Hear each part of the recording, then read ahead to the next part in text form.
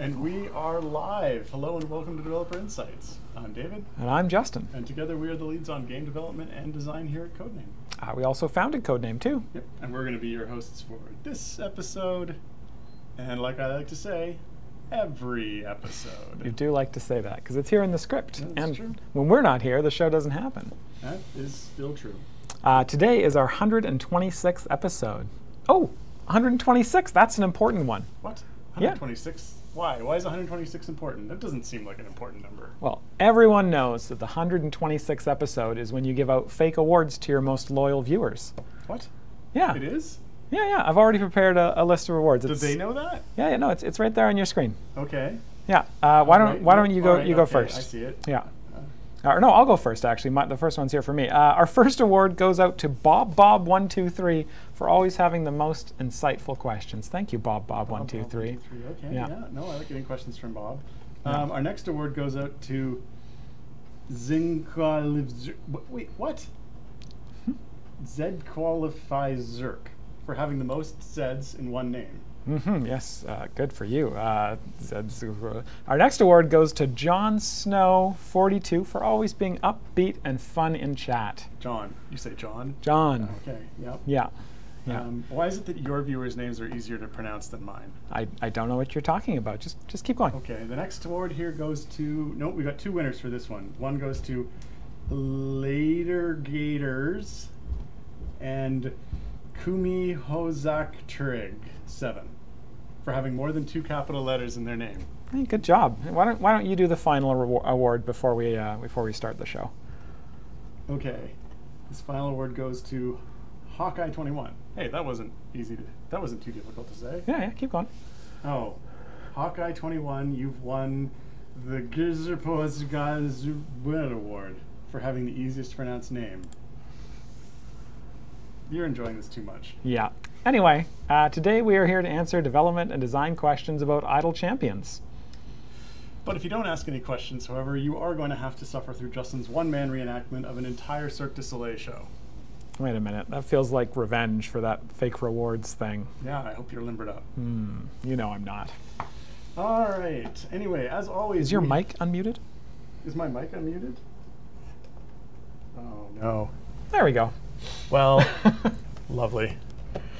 Anyway, as always, we haven't pulled forward questions from the show because we have something special for you today.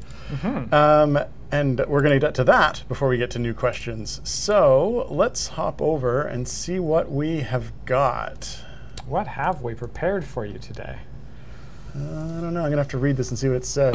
It says we're going to do a champion search preview blog and live preview. Well, we've already done a champion search blog. That's live. Right there at that link that CNE Games just posted. If you haven't seen it yet, you can check it out, or you can just see the live version of us go through it right now. We're going to show off the new thing. Oh, was I supposed to prep that? Uh-oh. All right. Let's see if we got it. Game view. All right, perfect. Wait a minute. No? We are way too big in this view. Look. I'm taking up the whole screen. Okay. Make it smaller. Let's see. Okay. Too small? This is perfect. Yeah, we're exactly there. Hey, nope. Now I'm off the screen. Okay. Hopefully we're not hiding anything down here. Okay. Let's see now. So, the champion search. Yes, let us bring it up. Okay. How do we bring it up? How do we bring it up? Oh, of course. We start by looking at the newly redesigned swap. Ooh, look at that. That looks different.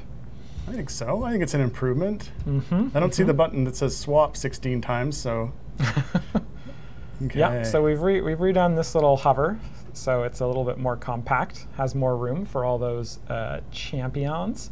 And then the mouse over also has more details than the previous mouse over had, in that it has a mouse over and they have details. And if you were wondering, because I'm sure some players are, these portraits do respect the console versus non-console option in the settings, so you can definitely set that. So how do we get to this champion search feature? I think we hit this button here that says search. Oh, okay. All right. Oh, wow.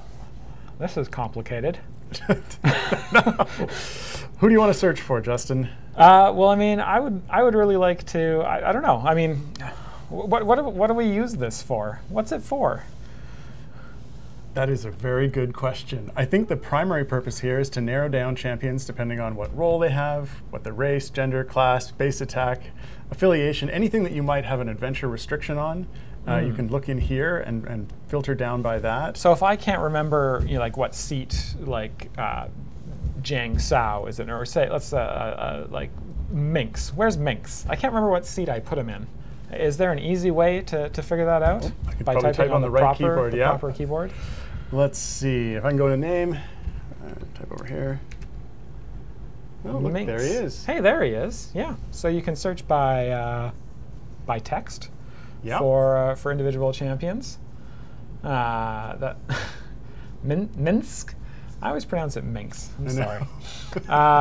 So yeah, there's Minsk there. What else can you do in this? What if I want to find all of my speed champions because I want to go fast? Is there a way I can do that? That is a good question. Roll is the top one underneath name. Oh, there we go. Look at that. Oop. That's not right. There you go. So you can search for a specific role. What if I want to see all my speed and my gold champions at the same time? Oh, what if I want to see champions that are speed and gold? Oh. Oh, we've got one. There's Vi. Vi is the only speed/gold champion in the game. Oh, or at least unlocked on this account. Yeah. What's that Actually, one at that's the not top? true. It would Debuff show roll? What's that doing there? That's not right. No, it's fine. Just don't click it. Let's see. You can also search by race, gender, class. Oh, we got a lot of races in the game. Better close that in case that has any. Oop. Nerds is a race, definitely. Yep, for sure. Let's see, what else? Gender, class, base attack, all of your magic attacking champions, all of your melee attacking champions. Wow, we need more range champions in the game. Certainly a few. An affiliation is another one you can go by. You can just see all the champions in a particular affiliation. Or if you're building like a good penny arcade formation, you could have multiples. You could see all the Waffle Crew and the C Team and the Acquisitions Incorporated at the same time, and build yourself a little formation. Hey, look at that! They're all in different seats. I'm shocked. Sometimes we're okay at our jobs. What else do we have here? Patron's a fun one. This is one that people have been asking for. So you can just see all the champions that are eligible for a particular patron. I think this will also show if there's champions. I don't know, did we make it so it shows if there's champions who... Here's the champions who are available for every single patron. Some of those are cheating. Dungeon Master and Dark Urge are cheating, but yeah, the other ones are legit. So hopefully that'll be super useful. Somebody wants to know why Rosie is locked. That's a good question. You don't have a lot of locked champions on this account, but yeah. No, this is just a testing account. Champion Origin, I think, just shows the like whether they're evergreen or core. So at least we define those in the game somewhere now. That's fun. Hey, look at that. The cores are just 12, one in each seat. Equipment, that shows... where's the alchemy button? Yeah, that shows so you can see just your... Oh, this account has no legendaries on it. No full legendary champions, wow. And then you can sort, of course, by the stats. What is going on here? There's some kind of a bug there. Oh, it keeps putting an icon in there. Why is there... I don't know. That's funny. Oh, well. Neat. Okay. Just random icons. Sure, why not? Perfect. And then what if I want to see all my champions who have a strength of 16 or higher? Is there a way to do that? Oh, there is a way to do that. Look at that. Here are all my super strong champions. Oh, yeah, exactly. What is this? Oh. Wait, you can't. That's an interesting edge case. Actually, yeah, you can't. I want to see all the ones who have exactly 16. Well, you can't. It's 16 or 17 or 17 and or 16 and 15. Yep. But you can always mouse over them. We'll get that. So let's say you've got them all there, and there's a locked champion, like say for example Rhea there in seat 6. I want to know how to get Rhea. Can this tool help me figure that out? Oh, look at that. So you click on them, they say you can complete the adventure Raya Reborn in the Baldur's Gate Descent into Avernus campaign. So that helps out a little bit. What else do we I thought Rosie was locked there too. Where's Rosie? Rosie should be in like seat 10. Search for Rosie for me. Sure. There's Rosie. Click on Rosie. She's an event character there, so she's got some more options. So they can actually show you what event they're going to come in and when it's going to start, roughly. There's a button to recruit from a time gate that would bring up the time gate dialogue if you clicked it, which you could. I hope so. Yeah. Oh, look at that. Cancel. I do not wish to open it, but... Don't spend whoever account this is stuff. And you can bring her up in the shop as well if you just want to purchase her directly for, there we go. for the Rio's monies. Hopefully that event timer. Hey, the event timer lines up in both places. And then the other thing you can do here is you can click the current adventure button, which this one is not a restrictive. You're not on a restricted. So if you were on a restrictive adventure, which we probably should have gotten onto, that would just limit the. That would show you just champions who are available on the adventure, and then you could further filter them with all the other filters. So useful for trying to put together a formation in an adventure. Okay. And then you can also do ownership there, so you can hide all of your unowned ones or just view all your unowned ones. Those are the particular ones that are missing. It's weird that it's missing all of the evergreens. Wait, that seems like a bug. You can't purchase nerds from the shop. I don't think so. What, is it? What happens when I click this? It just takes you to the gem shop. Ah, there we go. Yeah. All right. Well, maybe that's not too bad. But yeah, this, what else? And there's some sort options there, which I guess you can go back to all. So you can sort by name, item level. This account is not a good example, apparently. This is a very bad account. Equipment rarity, so it'll show you their, release date's an interesting one, which is maybe useful for figuring out when champions are going to leave Elminster, especially if you combine that with, if you click the patron and sort by Elminster, or filter onto Elminster. Can you do that for me, Dave? Yes, I can. Then at least here you can see which ones are going to be rotating out first in each slot.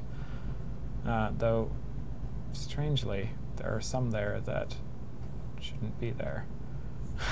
Interesting. What is Dadius doing there? Dadius? Grama? Yeah. I guess they got reworked in events, so that makes sense. They are allowed to be there. Okay. There should probably be an additional sort here that is. See, we're just doing live. We're just doing live stuff.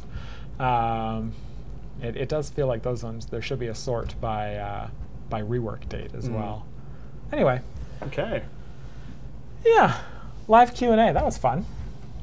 So if you guys have any questions about this, I encourage you to ask them. I think we've also forgotten something important here. What did we forget? And that is that this is not just for finding which champions, this is actually also for changing what champions you currently have on each of the event slots. You can click and drag. So you can drag them in. You want to change up your formation. And then you hit quality formation. Yeah, absolutely. Hit apply, and that actually assigns them to your bench. Oh, nifty. All right. When is it coming out? Do we know that yet? Did we answer that in the blog? Wrong. Don't let me touch this thing. I'm hitting the wrong button. Did you go to the two-person I did. Remote? You tried to put me in a box? Yep. How dare you? Okay. Well, let's. I guess let's move on to some. Yeah. Let's see what questions we've got.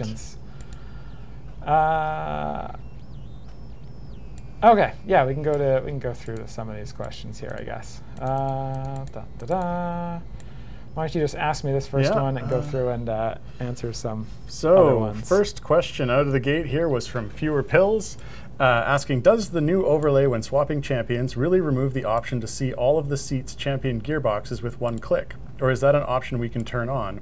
I would love to still see the gear without having to switch the champion or open the entire search window.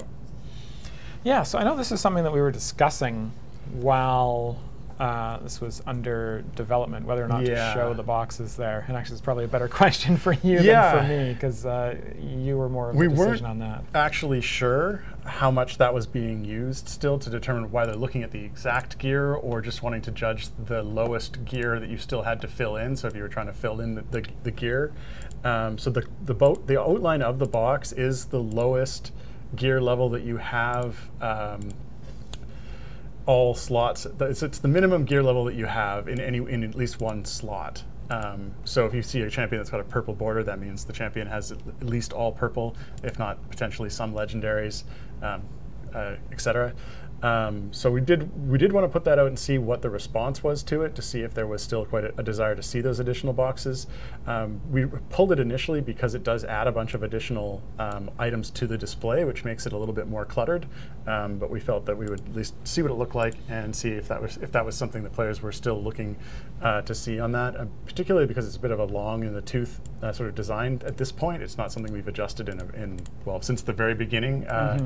And so we actually just weren't 100% sure how much use it was still getting, and if the border of the character would actually tell you, if you still had slots to fill in, or whether you were looking at the specific gear or not. So it sounds like potentially, we'll see what people say, but potentially we can put those in, or potentially have them on a setting. Yeah, there's an option. There's another couple of questions down here. There's one from Emote basically asking the same thing, and then I see in chat there's a couple of people who are also saying the same thing. So definitely there appears to be some there's definitely demand for some it. demand. Yep. So we can certainly look at that. Yeah. Okay. Next question. This is from Foolish Genius 89. Is there still a design intent for including the ultimate damage items? It feels bad when you feature ultimate damage GEs. Yeah, we've talked about this before on the show. The sort of the ultimate items in general are kind of a little bit. They're a bit of a design kind of speed bump in terms of. Sometimes we have enough effects that we feel like we want to spend another piece of equipment on effects, and in that case we usually eat or we take away the ultimate damage item. Other times we feel like we've designed a champion that doesn't have that many levers for equipment to do, and so that ultimate damage item is a good way to kind of fill out the equipment. But yeah, it feels like that's kind of a bigger kind of rework, because I think if we were going to try and do something moving forward where we just didn't do ultimate damage anymore, that we'd want to look back at kind of the previous 130 champions and consider ways to adjust their gear for them to keep up. Otherwise, we kind of have this imbalance between older champions and newer champions. Yeah, I think that down the road, it wouldn't be a bad idea to kind of either merge ultimate damage and ultimate cooldown items and use the existing sort of ultimate damage slots for something else, or find some way to kind of balance that out, because there's definitely an imbalance there that we need to address at some point. Okay. Next question here is a funny one from Garwar. Is it? Do I have to pronounce it? No, I'll do it. Garawar says, since Control LLL is a hidden command that pulls up the kill log, now that we have more pirate skins in the game, can you add a Control RRR that sets all pirate skins to active? Maybe. I like it, though. We'll highlight this one in yellow and no, just kidding. Yeah, that'd be funny. Okay. You can probably answer. Well, yeah, you can probably answer sure, this one. Go for it. This one's from Fear Pills, who asks, could you add an option to click on a variant in the Collections Campaigns tab, which will automatically bring up the champion search window with all the filters for that variant applied? That would help out greatly. In the Campaigns tab. Yeah, I mean, that feels like something that we could definitely look at doing. It's kind of a mix. So there is a reason, I think, why it's not as easy as it seems. Okay. Yeah, because we don't have those restrictions loaded? We don't. Well, it's not that we don't have the restrictions loaded. It's that the champion search actually doesn't have options for every single possible variant restriction. The one that's sort of obvious to me is like there's a variant for Korth called It's Going to Be Okay in which you can only use champions who have an O or a K in their name. Works great in English, sucks for localization. But like we don't have we've got a search option in the champion search for like searching by one string, but we don't have an OR option for that, so it wouldn't support that. So that's why we did the current objective tick, because the current objective tick can just look at the basically dive into the existing system game rules or the existing adventures game rules and just pull out in the same way that the bench pulls out invalid champions. Whereas I think that would be I kind of wonder if because I actually wonder if we could load up those independently. I mean, it'd be something we could explore. But there is like the best way to describe it is there's a central authority for what rules are active during a given campaign that we just simply call like the game rules, which is a set of data that's both from the campaign and then from the specific adventure and then any other specific modifications that are active. And that kind of, we'll query into that to ask if a champion's available or not. But we might, this is a might, it might be technically not that difficult to load up just a set of game rules for a particular campaign without too much rigmarole and then query that. But we'd have to look at it, exactly how that's implemented. Because if it's isolated enough, it could very well be that we could just load up that for a particular campaign and then compare against that, and then it wouldn't be the end of the world. But if that's too sort of integrated into like the active campaign, then it might be difficult to tease apart. So we could use different ones, multiple ones at the same time. Yeah. There's a question here a little bit further down that's very similar to that from Fewer Pills here, which I will we can talk about as well. Skip ahead a few questions just to cover this particular one. Okay. But they're saying, looking at the filters for the champion search, there are a few that I think are missing from a really heavily used community web tool that I would like to have. An option to make our selection a not, like not role, i.e. find champions that are not support. Unaffiliated as an affiliation. The champion year, because there are a bunch of variants that need that. Seromorphosis, stat totals, odd or even. Also, I think this question got cut off, but basically, yeah, some stuff that they think is could be useful there.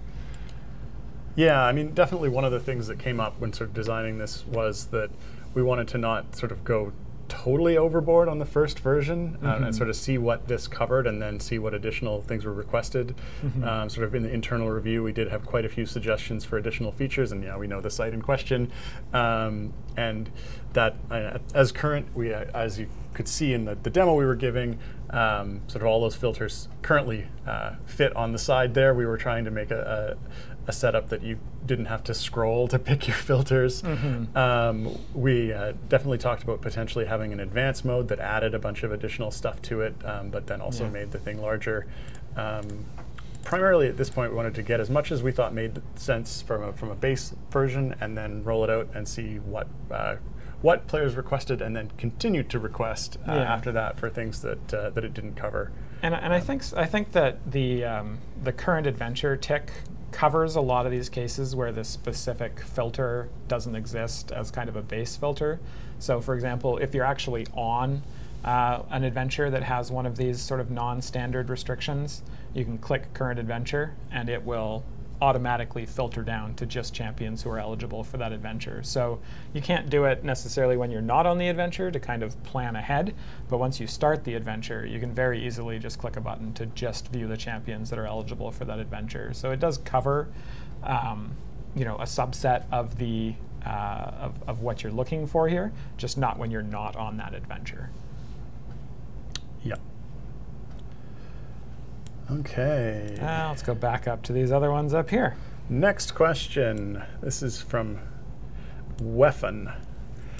Can you give us timetable as to when Diana will get feats to be available for other patrons, such as Vajra and Zariel? Yeah, so I know that Diana's a new champion, so those feats are definitely designed. Every time we design a champion at this point or redesign a champion, we look specifically at feats that could improve their patron eligibility. And so Diana definitely has those designed. It's just a matter of when they would get released. And the way that feats come out in the game right now, it's either DLC packs. Occasionally, we'll put some of these feats into emergences, like the emergent that's running right now. Or the sort of quarterly celebrations is another avenue where those can pop up. And then, of course, any sort of, if we were to, well, I guess, yeah. They can also show up, not necessarily for Diana, but for other champions that might need some. They can show up when we do a rework and as the tier 3 and 4 rewards. We do like to put patron-enabling feats into those slots as they give you a real incentive to push through the event and do some of those high-tier adventures. Okay. Next question. This one is from Xavian2018. Is it intended that the Gale and DM special guests can be added to the Elminster variant of Never Split the Party, but that their formation abilities do not activate? They give no buffs and they do no damage. Additionally, is it intended that patron variants of Never Split the Party can pick champs that can't be used because they don't meet the patron requirements, and hence you can't end up with DM and Dirge able to be destroyed or deployed and buffing/doing damage? Oh, that was a mouthful. Yeah. So it sounds to me like there are some issues with this particular variant, and maybe the Elminster restrictions, and certainly patron restrictions. So I'm going to highlight this one to be looked at by the dev team. And figure out what's going on there. Definitely, it shouldn't be picking for the second part. Like, it shouldn't be picking champions that are not eligible for that patron, unless it's picking ones that are eligible for the patron if you use certain feats or something like that. But I don't know that it's quite that advanced. And then, yeah, for the Gale and DM stuff in Never Split the Party, it sounds like there's some weird interaction going on there. So yeah, we'll take a look at both of those and see what we can find out. Okay. Let's see, the next question here is from Torty wait a minute, who says, question, repeating a question that I asked a year ago and still hasn't been resolved. Can the emergence events be made much more time zone friendly? Sorry, there's a word missing there. I am based in Australia, and normal daily rollover is 5 a.m. their time, with drops only ending 3 hours before that end. That is still 2 a.m., so either have to stay up very late or leave PC on, neither of which is ideal. What's the current grace period that we give for that? 3 hours. It's 3 That's hours. what they're talking about there in the question. Right. We give kind of a 3-hour window before the emergence ends. So I guess they'd be asking for a larger grace period then is sort of the underpinning of the question, because sort of changing the time to end at different times for different people is kind of out of the question, primarily because that would end up with there's always going to be part of the world that because we humanity have spread ourselves evenly-ish across all of the and we'd also longitudes. It becomes tricky for us to either detect what time zone you were in if we wanted to do something like that, or otherwise trust the client to know when that was going to happen, which would cause all kinds of potential tomfoolery. Yeah, there'd be some crazy server stuff we'd have to do. Which is why we stick to a set time on the server. But a 12-hour grace period seems to be something that most players are on board with. Just sort of. So let's just write some stuff there. And yeah, see about that. I mean, changing the grace period should be a pretty simple thing to do. Yeah, I mean, I just wonder if there's something more graceful. Maybe. I was just thinking sort of how much that impacts in terms of your last drop comes 12 hours before the end, and then you don't really have a whole lot of drops value in playing past or as you approach the end. So. I think it's something we could think about, but I don't know that that's sort of like immediately the right answer. Yeah. All right. Okay. I see you've crossed that one out because we answered it. Yep. Next question. This one is from Cully. Can you please consider a Modron reset option when Briv hits X amount of stacks? Non-scripted gem farming is currently an awful state, and this one change would fix almost all of our problems. Justin, why don't we fix all of their problems? Yeah, so this is the basically asking for the sort of those advanced mode-drawn reset options. We've talked about this on the show before, and I think we've generally come to the idea of, yeah, that'd be cool to do as kind of an advanced mode-drawn mode. I'm not sure if we ever sort of talked about what a kind of timeline for that would be. I don't think we've ever even really highlighted it in yellow to pass on to the dev team, because it does feel like something that there's a lot of priorities ahead of. But if we keep on getting this question week to week, it could be something that could move. Yeah, I mean, it's one of those items that by itself feels like an odd thing to just sort of be there on the dialogue of like, here's a bunch of general settings. Oh, and here's one setting for Briv, which is why it feels like that would make more sense in a more general purpose feature, like adding some options in that would be able to be applied to various champion abilities. Yeah, we definitely we'd want to make something like that bigger. Yeah, it's like I say, it just seems really, it would be really out of place for there to be one setting and it just directly applies to Briv on the. Need this. we could add a setting. This is silly. We could add a setting for specific to Dungeon Master that resets if his special guest star isn't the particular champion you're looking for. Oh no.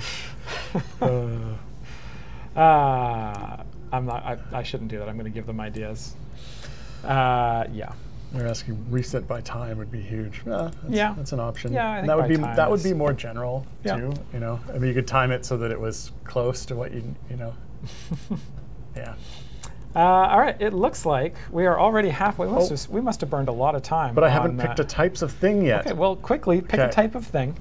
And then I will spend the time you spend looking for the type of thing, explaining that I am going to burn time while you search for your thing. All right, this will work. Okay, I know. It is time for our world famous, stream famous at least, 42 chess giveaway. If you haven't been in chat with us before, the way this works is there will very shortly be a special keyword that will show up. And all you have to do is copy, paste that back in, send that as a chat message, and you will be entered for a chance to win 42 chests of your choice. It can be any type of chest in the game, except for Gloria Bahamut chests. Arbitrarily at this point. Arbitrarily at this point, as discussed last episode. So it could be like just regular gold chests if you're new to the game and really want to equip those core champions. It could be Modron component chests if you're a little bit further into the game and really want to equip those Modron cores. Or it could be like some chests for a new champion, like one of the champions in the last event. Yeah. Or could it be an Arctic chest? What about an Amberjack chest? Or a Bohar chest? If that's a type of chest in the game. It's a Bonito chest. A Burbot chest? What about a... that's a giveaway. A Dentex there we chest. Go. Foolish Genius 89 said types of fish. All right. Congratulations, Foolish Genius 89. You win nothing, but we'll include you in the next set of fake audience awards. There's a fish called a jobfish. A jobfish, yeah, named after Steve Jobs. Yeah. What? Yeah, he was the first person to fish it up. Oh. I guess the more you know. I can't believe you didn't know that. I didn't. Anywho, let us continue with some more questions. Next question. This is from Garawar. In Avernus, Penelope's insect swarms can spawn in front of the vehicle, and they can actually slow enemies down. Is there a way to make it so her swarms only spawn on the vehicle, or at least not affect enemies that aren't on the vehicle yet? Yeah, that sounds like something we probably have to address. I'm going to highlight that one in yellow. Yeah, Avernus, when you're riding on the vehicle, is definitely a little bit of a special case, and I'm guessing that Penelope does not take that into account at all when choosing where to place her insect swarms. So yeah, that is something we can 100% look at. Okay, next question. This is from OG17. Could Diana's speed feats be changed or removed and refunded? Okay. It's awkward that her epic item caps the speed at 295 out of 1501. Yeah, it's fine. Oh, it's not out of its. As further eye levels do nothing until cap, and then the feat becomes worthless. Other feats with capped items will increase a different aspect than what's capped, so there's no such conflict. Yeah, so we were trying something a little bit different with the speed feats on Diana, and trying to kind of have them be a potential holdover until players get to that item level cap. I don't think that experiment really worked, and so I do think we have to look at that and see what we can do there. So yeah, I'm not 100% sure what the solution would be, whether we'd try and give those, have some sort of effect on that ability after you got to the cap or something else, but it's definitely something that I will highlight for design to think about, and figure out exactly how to address that. Because yeah, we were trying something there, and I don't think it worked out. Okay, next question. This one is from Garwar. How exactly does the bonus damage from Overwhelm currently work? Your blog says it does 10% more damage per enemy over the Overwhelm number, but the tooltip says per enemy attacking. That is a very good question.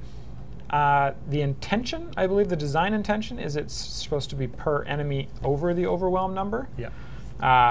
But yeah, we'll have to double check there. So I will highlight that one. We will look into that and make sure it is doing what the blog says it's doing and not what the tooltip says it's doing, and then update the tooltip so that it's doing what the tooltip says it's doing after the tooltip is updated. What? It's fine.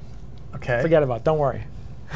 Because it sounds like if we're doing 10% per over the Overwhelm limit, that would actually reduce the value if the tooltip is correct. If the tooltip is correct, then if we fix it, it will reduce the amount of damage. Yes. But then the tooltip might be wrong. Yes, but the intention is not that as soon as you go from 25 monsters to 26 monsters and you start taking 25 monsters worth of no, it should be 10%. Damage. Yeah. Yes. Yeah. All right. Next question. This is from Garwar. Would it be possible to add a selection to the champion search that lets you select a champion and then select a subsection? Campaign. Wow. Winning today. Let me try that again. Would it be possible to add a selection to the champion search that lets you select a campaign and then a second subsection to select a variant, so that search feature would auto-fill the restrictions, the search parameters, for us? Yeah, so this is very similar to, essentially exactly the same as the other one, just a different way of getting at it. But yeah, the idea of being able to select the variant that it is doing the restrictions on, like you said, I think we could look into whether or not that was possible. Yeah, but we definitely wouldn't be able to backfill the search selection options because they're not exhaustive. They would be leaving things out. Yeah, and we wouldn't we wouldn't want to have that functionality, because keeping those options up to date, if we wanted to do a new variant that had some crazy obscure restriction, then we'd have to add a filter for it, which we wouldn't want to do because that would just add additional work to everything. Yeah. So letting the existing game systems that know which champions are eligible for which restriction is probably the way to go. Yeah, I mean the current adventure catch-all is what you want to use for now, and if we do get in something that loads up the game rules for that and can check them, then that could work for filtering those champions that qualify. But I don't think we'd ever end up with something that was exhaustive enough to go back and set all of the filter options to what matched that, because there's always going to be custom or special items in the variants that don't end up as filters. Mm-hmm. Yeah. Okay. Let's see here. Weapon asks, question. I received a survey today in-game. It was offering 2 supply chests for completion. When I clicked, it also said I would be receiving 2,500 corrupted gems on the page. I completed the survey and received the chests, but didn't see any confirmation of the 2,500 corrupted gems. Was it given invisibly, or was there an error on that page about these gems? Personally, I prefer corrupted gems. What happened there, Dave? Yeah, that's a good question. So initially, the survey was going to be 2,500 corrupted gems, but there was an error in the client that was making that show up incorrectly. So we quickly pivoted to the supply chests instead. I'm not sure if there was a brief window where it was saying 2,500 corrupted gems on the survey page when we switched it over. I'd have to check with Peter on that, but the intended reward right now is the 2 supply chests, and there's not corrupted gems included anymore. No. That was like I said, it was going to be the initial reward, but we had to pivot because that was not crediting properly. So Yeah. hopefully it's not still saying that. That's a possibility, given that there was a last-minute change. Well, we'll have to go check that out after the stream. Yeah. Yeah. Okay. Next question. Oh, they're saying it still says that. I'm just going to ping Peter with that. Okie dokie. Let's see, where are we at with questions here? This next one is from Black Widow EE, and it's to me, so I will, well, it's not, I mean, it's to us, but I'll answer it and ask it. Last week, I understand that Trials of Mount Tiamat overhaul is a low priority. It's true. Does this mean no fixes to address issues like starting a random member Exalted Legend campaign last week, and in less than 2 hours of starting the party, a campaign was completed due to one person? It feels bad to have a group event and not have a chance to participate, especially when I created the campaign. This is the second time Tiamat was obliterated. About 3 weeks ago, Tiamat was vanquished, and then it cuts off. I assume there was a second part to that. But I assume it said something like it was vanquished really quickly. So yeah, unfortunately, I think the answer to this question is yes, we probably won't get any fixes in for issues like this. There are probably some people who are cheating at that, altering their client data, and then that is getting trusted incorrectly by the server. But yeah, it's unlikely, I think, that we will get any fixes in for this before we get to the Trials Mount Tiamat overhaul, which hopefully the way I'm kind of thinking the design will go, it won't have this particular issue anymore. We will handle those kinds of exploits in Trials. So yeah, unfortunately, I don't have a good answer for you on this. It probably won't be something that we get around to before we get around to any sort of major Trials rework. So many good just questions. Answering questions. You're just highlighting questions for me to answer. That's right. What are you doing? I got one this that we one's can even the discuss. wrong green color. Oh no. Well, oh no, never mind. You had it selected the same it was good. time. It was good. Okay, next question. Okay. Looks actually like we got a handful of them here from OG17. So let's go through them one at a time. Okay. First one is, could emergence enemies be given standard properties? The Vecna's random targeting seems to break Modron farms, and they're already changed armor segment health were issues as well. Yeah, so the armored segmented health was definitely something that we had to revert because there were some balance issues with that. The random targeting, yeah, I mean, it's tough to say. I think probably I would lean towards emergences just having pretty basic enemies that don't affect things too much. But, you know, either way, they are additional spawns, and so you never know when something like that could potentially break a very precariously balanced gem farm. I think we're trying, you know, certain things out in emergences, but yeah, I think we'll probably try and pull back on some of the crazier ideas that have been suggested internally, and stick to pretty basic emergences. All right. Well, I heard back from Peter, and he said, "Whoops." So he's updating the data now to reflect what it should say on the actual survey page. There was extra data there that needed to be changed. So the correct reward for the survey is as advertised in game, which is the 2 supply chests. Wonderful. Okay, next question here is from OG17. They ask, is the Emergence Pirate Azaka skin meant to have its own tiger skins? Currently doesn't, and they seem a bit buggy. Okay. I don't know. I don't know the answer to this. I don't know whether the... I assume normally when we do an Azaka skin, we do a tiger skin for them as well. I think. Certainly, I'm pretty sure we support that. Like the characters, animations, and whatnot support that. So I will ask the art team, and we will see. They seem to be absent. Yeah, there doesn't seem to be an art team over there. Oh, I see Jesse. He's over there. Probably went for coffee. dead. All They better right. bring me back some Timmies. They won't. What the heck? You should go to Starbucks. So, anyway. Next that question makes here sense. from OG17. Wow. Can collected Vecna rod pieces be shown somewhere, maybe on the campaign map? It would be more engaging than an invisible counter. I think anything's more engaging than an invisible counter. Yeah, because you're walking along and you're just like, oh, and you fall over it. We're not at the end of the stream yet. We're not allowed to do dad jokes. Anyway, so my understanding of where the Vecna rod pieces were supposed to be shown is, I think, the blessings and the global blessing for the Vecna campaign, the first tier, has the number of rod pieces that you've collected, because it increases as you collect more rod pieces. So I think that's the only place right now where that shows up. Yeah, the chat is confirming. Oh, perfect. Yeah.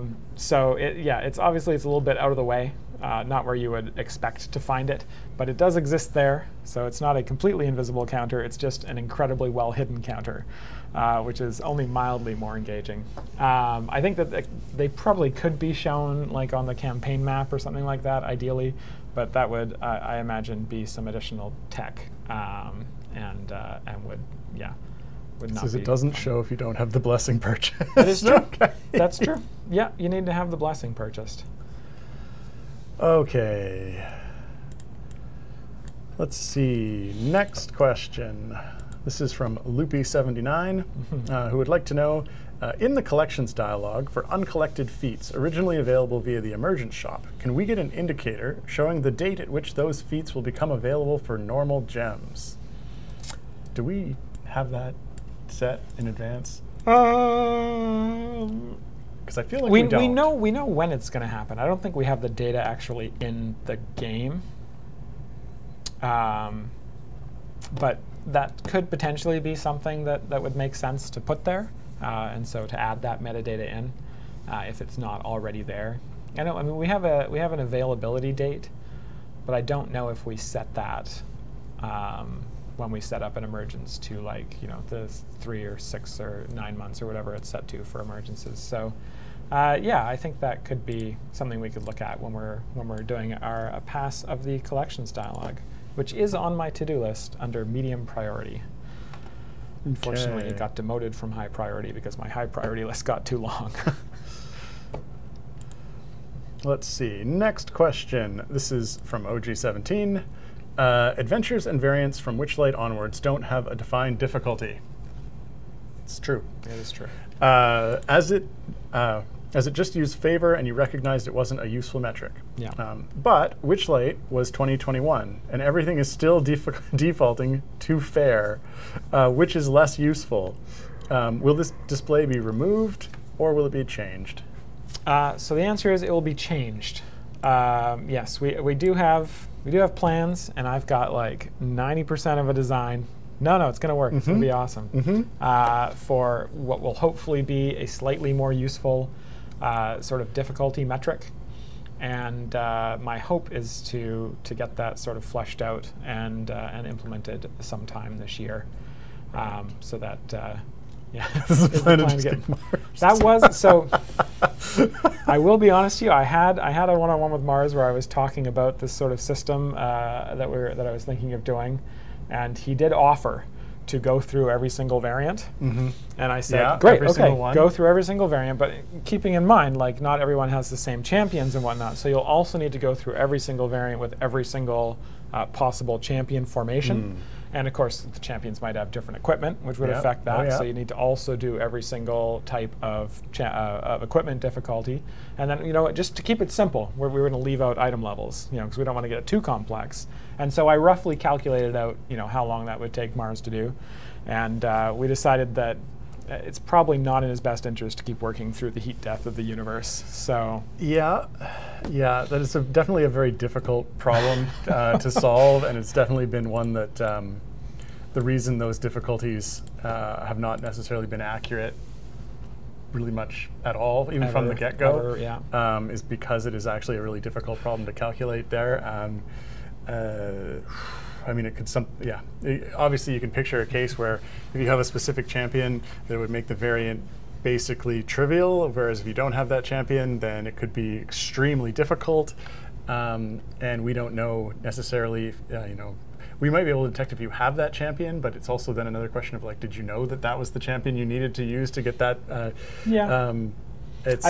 I think we'll never be able to get it exactly accurate, but I think we can make it more accurate than it currently is for even the ones where it's set. Obviously, it's not set on later ones, and they all just say fair, which is not very fair. Yeah, I think we can improve things. I'm not 100% sure what sort of you've got laid out for designs there, but I haven't talked to you about it. I know it does feel like it's one of those things where in my mind, the best way to get sort of get a feel for it would be to not have it rated at first, and then as people attempt it and complete it, or don't complete it, that it starts to like collect that data and see how long it took people to do. And the problem with that is, in any case, you have to somehow quantify a player's account's power. And there's a power that's specific to that adventure, right? So just champions that are eligible for that adventure. And that's where the challenge comes in, is seeing what champions are available for that adventure and how much can they potentially contribute to a formation. And so that's kind of where I'm leaning towards, is sort of looking at which champions are eligible for the adventure and then trying to kind of quantify that champion's kind of power level. And it doesn't have to be, I don't think it needs to be exact, but being able to say, like, here's a champion, they've got all epics, or they've got like legendary level this, so they can contribute this sort of range of, like this exponent range of damage or support to the formation. And I think that would be more accurate than what we have now, which really just looks at favor amount and goes, do you have more or less favor than this? I mean, I don't think what we have currently is all that accurate. It does feel like it's an extremely difficult problem to get right, and there'll be edge cases that are just totally wrong. Absolutely. Even with Yeah. You just need a rating after you play it. You rate it, and then we just show the player rating. The average player rating says this was Out of what? Out of 5 skulls. 5 skulls. 5 red skulls. Yeah. I mean, it might be as good as anything. I think we can do better than that. We'll see. Anyhow, next question. Yes, what do we got here? The Lurking Writer asks, currently, David and Justin appear to be new champions in seat 10 and 12 respectively. What champion roles, DPS, speed, gold find, or code builder, etc., do you think you each have? Let's see. I think I think I'm mainly support. I like to say I'm gold find, but I don't know that I'm very good at that. Is there a dev ops? Speed? No, I'm not speed. You're more of a speed champion. UI critique. Oh, yes, that's true. Yeah. That's right. UI critiquer. UI critiquing. Yeah. I'm more of a debuffer, except not the enemies, just the people around me. Oh, you want to get that feature done? How about these 3 tweaks to it? How about this page and a half of tweaks? Hey, I've got 3.5 pages of feedback on this feature you want to get out tomorrow. Yeah. I wish you hadn't done that. Then the feature would have got Yeah, but just think of how much better it is. Yep. All right. Next question. This one is actually, see, we've got 1 or 2 more minutes left to go here. Okay. Next question. This is from Beaverheim. How about adding a feat for Rust that prevents his ult to fire when using roving familiars, similar to Silice's feat?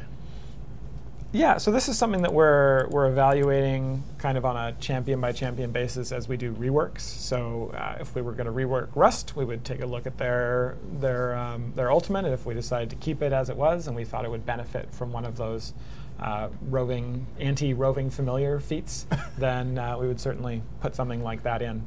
But probably not something that we're actually going to look at until we get around to having Rust on the rework list. See, I still think it would be a fun idea to have a familiar that you could put on the ultimate bar that acts as like a don't touch this spot. You know, like I'm picturing like you play Lemmings where you had the lemming that like would be like stop here and turn around. And so you'd put that on the slot you didn't want it to go on, and then the roaming familiars would go back and forth in that spot.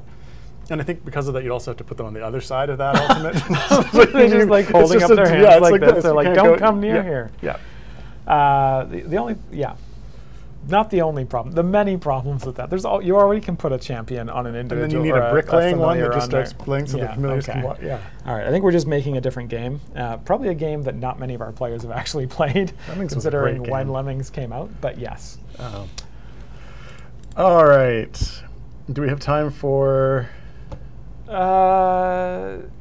We can do this one here, and then we can do this one later. Okay. Last question then is from Canelian, asking, debuff as a new role? I don't know what they're talking about. I definitely didn't see us accidentally show the debuff role in the champion search there. You know, that's live data, right? That's connected to live. Yeah, but, well. But, okay. Cool. There's a shim on live that's supposed to hide, well, it does hide the debuff tag for all the champions that have it. Just doesn't hide the that particular thing. Anyway, that's fine. Okie dokie. Yes, debuff will be something you can search by in the champion search. Right. Cool. I think that is all the time we have, though. Excellent. If we didn't get to your question this week, don't worry. We will be back again next week, I think. Should be. Before we sign off, though, we'd like to thank our tireless mods. We had Mars this week and special guest mod, Lauren.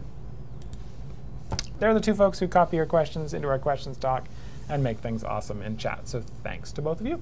And of course, thanks to all of you for hanging out, watching the stream, asking such great questions, and for enjoying the game. Because without you, no one here would get to do what we do. And we like what we do. Alrighty. Enjoy the rest of your day, everyone. Bye.